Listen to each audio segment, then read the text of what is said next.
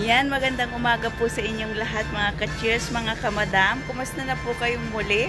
At ito po ang inyong Madam Chair at muli pong samahan niyo po ako sa isa na naman nating video or vlog na ito at tayo po ay magpaksiw ng isda. Tara, samahan niyo po ako kung paano magpaksiw si Madam Chair. Medyo nag-craving po tayo ng paksiw at siya tayo po ay nagluto. At syempre, yung iba po ay ibabahagi natin dahil may meet and greet po kami or may get together para po sa lahat. Kaya tara, samahan niyo po si Madam Chair at tayo ay magluto ng paksiw na isda. Tara! This is Madam Chair.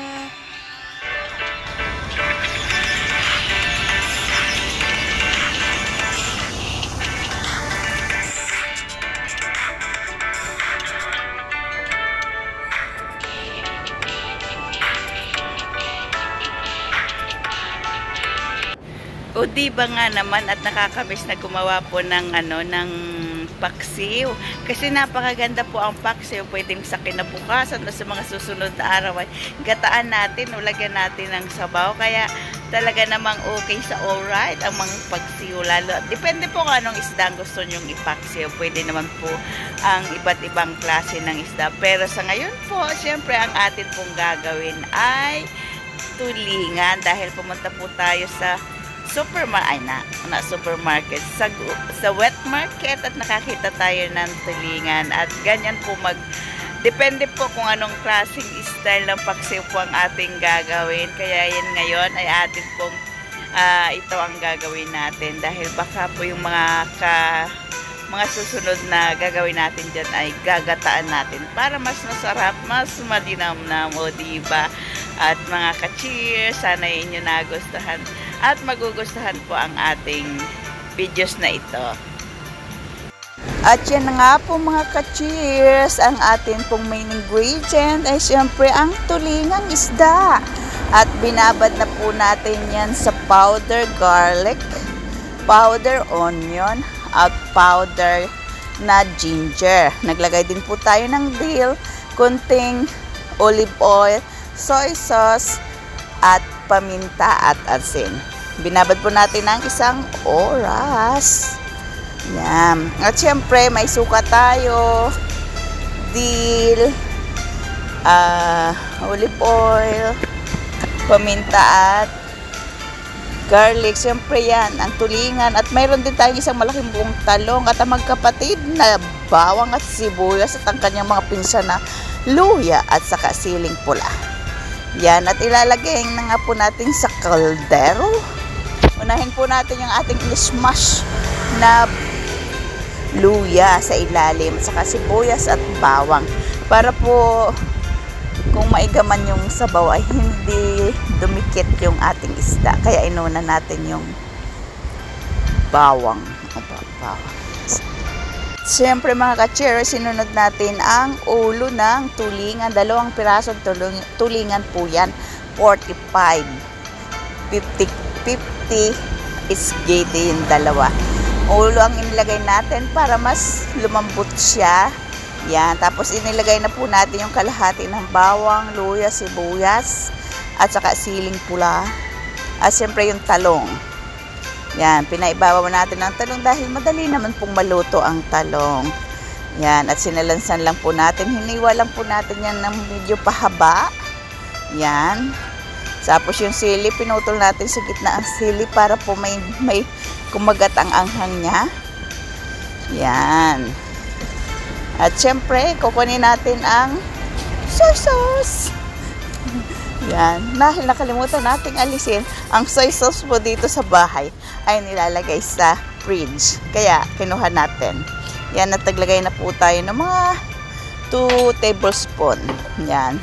Tapos, ganun din po ng paminta. Naglagay tayo ng white na paminta.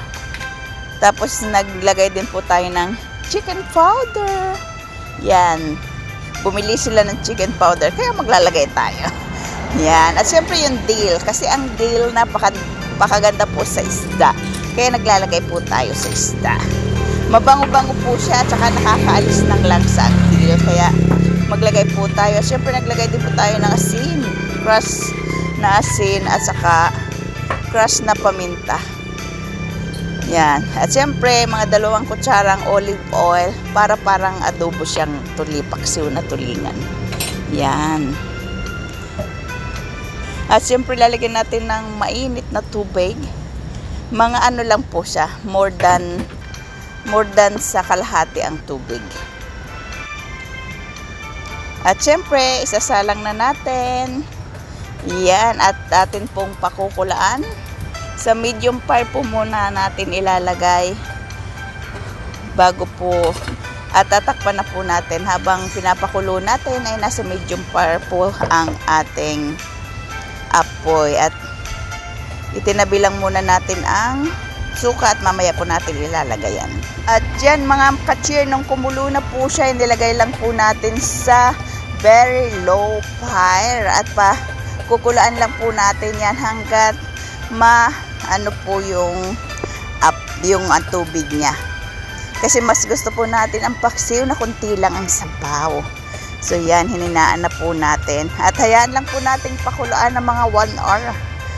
Yan, habang nagmo-multitasking tayo, pwede kang magsalang sa washing machine ng labahin at mag-vacuum habang inyo pong pinapakuluan yan. At yan na nga po, kumulo na po siya. Ay mga ka-cheers, kumusta po kayo kung kayo ay hanggang ngayon nanonood pa? At yan, nilagay na po natin ang suka at nanonood pa rin sa atin. Paki-comment down below kung paano po kayo gumawa ng paksiw na isda sa inyong mga lugar. At kung nasaan po kayo ngayon, at comment down below po para ma-shoutout ko po kayo na laging sumusubaybay sa Madam Chair. At muli po, tinakpan natin ang ating paksiw at patuloy natin yan na lulutuin sa mahinang apoy para po masarap ang ating paksiw. Yan. Ang paksiw nga po ay Filipino food na talaga namang lahat yata ng tao ay kumakain ito, pero na lang may allergy. Yan, mapamayaman o mahirap. At saka binuksan na po natin at tinitingnan natin kung ang sabaw ay okay na. Kaya yan ay itatagilid lang natin yung kaldero at tinitingnan natin yan, kakunti na po ang kanyang tubig. Mga ka-cheer, hindi ako naglalasa ng mostly ng aking mga niluluto. Kumbaga parang tansyado ko na kung ano ang lasa niya. Yan, at tatakpan po uli natin siya at hayaan lang sa mahinang apoy hanggang talagang kunting-kunti lang ang matira na sauce niya. At yan na nga po, inalis na po natin sa apoy. At hinayaan po muna natin lumamig ng konti. At ilalagay na po natin sa mga boxes dahil isi-share na po natin. Yan. So, dadalhin po natin yan sa meet and greet para po matikman nila ang luto ko. Yan. Yan. At nilalagay na nga po natin sa lunch box. Siyempre, nilalagay natin ang talong. Siyempre, isi-separate po natin yan sa isang tabi para magkakasama ang talong. Para pag kumuha, hindi malamutak. Huwag kadurog-durog pag magkahiwalay ang isda sa pero isang lalagyan lang. Isinit aside lang natin, hindi yung sama-sama. Yan. Excuse me. At atin na nga pong nilalagay para po yung magandang tingnan. Bali, ang ulo po niyan ay iniwan na natin at ating nilunch. Yan. Dahil mahilig po tayo sa ulo ng isda. Hello kay Nailoy Dayoso na aking laging karibal sa ulo ng isda. Yan. At yan na nga po ang ating paksiw na tulingan. O diba, napakasimple lang. Pero ang sarap naman po. Pwedeng kanabukasan po ay gitaan natin. Yan, may mustasa. Yummy. Napakasarap po ng ginataang tulingan sa mustasa. Yan. At ilalagay lang po natin pati yung mga luya, bawang, sibuyas. Naglagay din po tayo dyan ng buong bawang, yung hindi po binalatan. Ang sarap po kasi, yung buo siya, malinamnam pong kainin. Kahit po yung nilaga lang na, na bawang, ang sarap pong kainin, yung pinakulaan mo lang ng mga 15 minutes, 10 minutes, ay ang sarap. Gustong gusto ko sa sa salad nilalagay. O kainin lang na gano'n na parang mani. Ang sarap po. At yan, patuloy pa rin po natin sinisigit, kinukuha yung mga sili. Dahil meron pong mga taong mahilig talaga sa sili at kinukuha nila yan. So yan na nga po, nakalagay na sa isang malaking box. O, diba?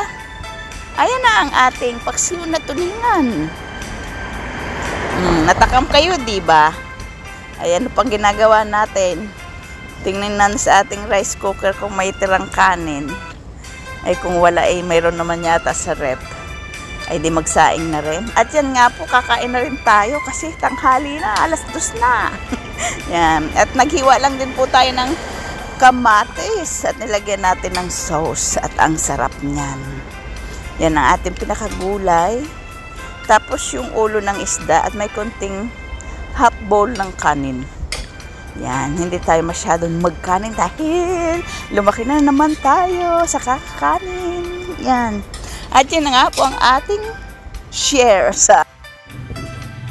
Kaya po mga ka-cheers, paano po ba kayo papaksiw ng isda? Pakicomment down below at kung ano po ang inyong ginagamit. Alin po ba masarap? Suka, yung kamyas, o yung asim sampalok, o may iba pa po kayong ginagamit. Comment down below po para mas marami po ang nakakalam kung ano-anong klaseng paksiw. Yeah, i-comment nyo na dyan kung paano kayo gumawa ng paksiw para magaya din. At yan nga po ang ating pagkain. Diba? Ang sarap. Talagang mapapakain ka ng todo at nasa ng ating kape. Maraming salamat po sa inyong pagsubaybay at sana'y naibigan niyo po ang ating ibinahagi ngayon. Yan ang paksiw na tulingan at ating namis naman po talaga ang paksiw na yan. Kaya naman, gayahin nyo na rin po. Simple lang, madali lang. Pwede nyong iwan lang habang nakasalang, habang nagmo-multitasking tayo. At ito po muli si Madam Chair na nagsasabing maraming salamat po. At kung hindi pa nyo kaibigan ng Madam Chair, paki-like, heart, comment. At ganun din po sa mga hindi pa ka-subscriber ni Madam Chair, ay mag-subscribe na po tayo para po mas lumaki ang ating tahanan. Yan. At salamat po muli at ingat-ingat po ang lahat. God bless us all at laging manalangin. Keep in touch sa our family and loved ones. That's all for now and God bless us all. Bye-bye!